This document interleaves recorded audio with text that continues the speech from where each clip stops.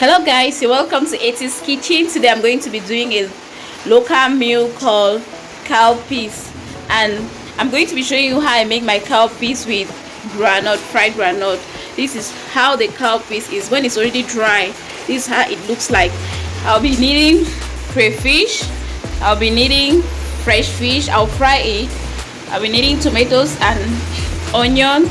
I'll be needing salt. I'll be needing pepper and seasoning cube.